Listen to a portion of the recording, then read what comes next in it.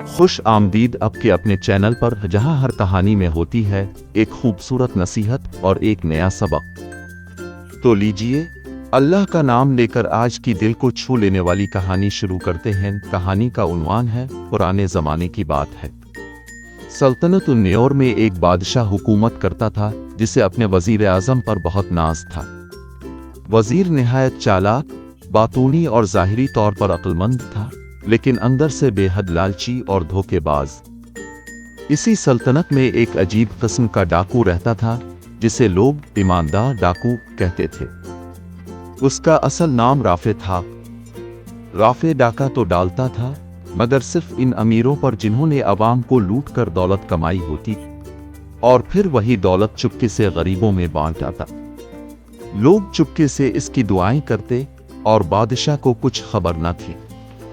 एक दिन वजीर ने खुफिया दरबारियों से कहा, यह डाकू हमारी हुकूमत के लिए खतरा है, इसे पकड़ना होगा। मगर असल में वो खुद भी महल के खजाने से चोरी करता था और राफे की ईमानदारी से डरता था।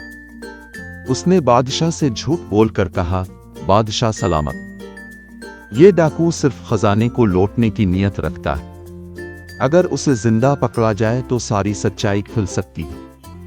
राफे को जब पता चला कि वजीर इसे फंसाना चाहता, तो उसने रात के वक्त महल में दाखिल होकर वजीर के कमरे में चोरी करने की अदाकारी की, मगर कोई चीज नहीं ली, बल्कि वो वजीर की मेज पर एक चिट रखाया, डाकू तो मैं हूं, मगर तुम जैसा बेईमान नहीं।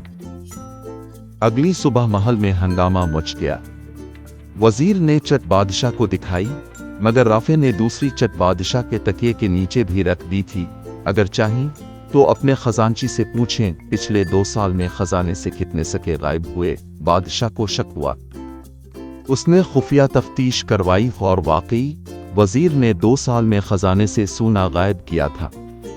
गुस्से में आकर बादशाह ने वजीर को माजूर कर दिया और ऐलान किया, दो राफे, तुम्हारे खिलाफ तो कानून था, मगर तुम्हारा ज़मीर तुम्हारी ताकत है। राफे ने चोरी छोड़ दी और बादशाह ने इसे रियाया का सच्चाई का सफीर मुकर्रर कर दिया।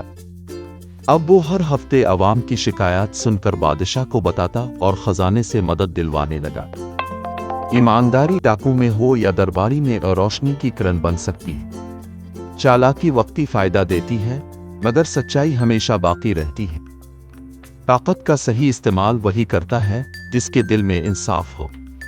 अगर आपको मेरी वीडियो पसंद आए तो मेरे चैनल को लाइक करें, सब्सक्राइब करें और नई कहानियों से लुत्फ़अंदोज़ होते रहें।